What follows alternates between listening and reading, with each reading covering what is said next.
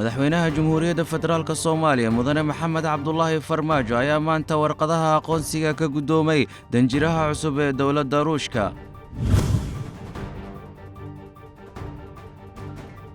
wasiirka arrimaha dibadda Soomaaliya Axmed Ciise Cawad ayaa sheegay in ay yihiin been abuur wararka sheegaya in Itoobiya ay wada hadal siinayso Soomaaliya iyo Kenya isla markaana ay kulmayaan madaxweynayaasha labada dal.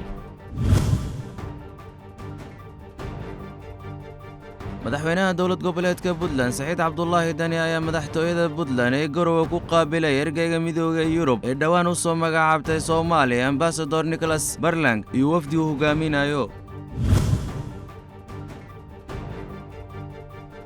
agaasimaha guud ee wasaaradda arrimaha dastuurka ay wehelinayaan la taliyaal iyo agaasimo waaxeedyo ka tirsan wasaaradda dastuurka ayaa maanta kulan la yeeshay agaasimaha guud ee madaxtooyada qaranka oo ay wehelinayaan qaar ka mid ah taliyayaasha madaxweynaha.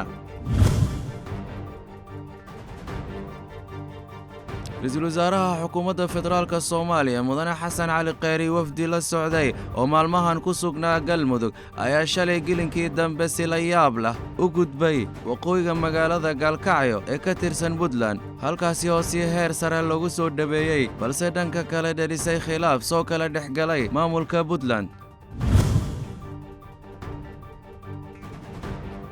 gudoomiyaha gobolka Banaadir ahna duqa magaalada Muqdisho Injineer Cabdiraxmaan Cumar Cismaan Yiriso ayaa ku tilmaamay qaswadayaal xildhibaano ka tirsan baarlamaanka kuwaasoo sheegay in ay diidan yihiin horumarka dalka.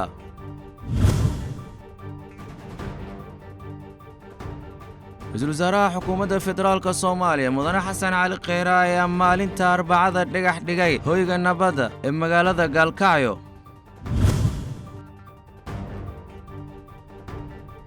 xildhibaanada baarlamaanka maamul goboleedka Hirshabeelle ayaa bilaabay in saxiixaan mooshin ka dhan ah oo lagu qaadayo madaxweynaha Hirshabeelle Maxamed Cabdi Waare iyo gudoomiyaha baarlamaanka Cismaan Bare Maxamed oo haatan ku sugan magaalada Beledweyne. gudoomiye ku-xigeenka golaha militariga ku meelgaarka Suudaan Maxamed Xamdaan Doglo ayaa xafiiskiisa ku qaabilay wasiirka batroolka ee koonfurta Suudaan Anil Shawang. kulankani ayaa looga wada hadlay xiriirka labada geesoodka ah ee labada dal iyo dadaalka lagu xalinayo dhibaatooyinka dhanka gaaska ah. wasiirka arrimaha gudaha ee dalka Talyaaniga ayaa ugu baaqay ciidamada Liibiya ee jooga goobta dagaalka inay qaataan wada hadal si looga gudbo dhibaatooyinka hadda jira.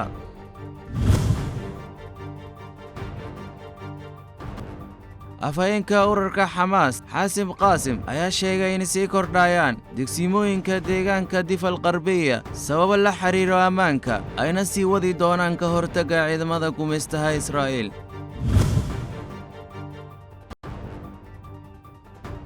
xulka qaranka Nigeria ayaa iska xaadiriyay afardhamaadka koobka qaramada qaaradda Afrika ee 2019 kadib markii ay garaaceen dhigooda South Africa ciyaartan oo ay ku dhamaatay 1-0.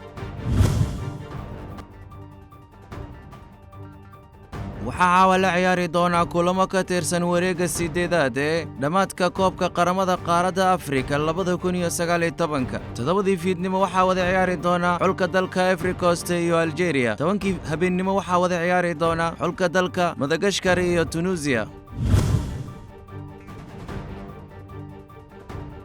macallin Frank Lampard ayaa barbaro ku bilowday waayihiisa tababarnimo ee kooxda Chelsea kadib markii Blues ay ku harkuftay koox ka tirsan waddanka Ireland. xulka qaranka Senegal ayaa noqday xulkii ugu horeeyay ee iska xaadiriyay afardhamaadka koobka qaramada qaaradda Afrika ee 2019 kadib markii ay garaaceen dhigooda Benin kuna matay 1-0.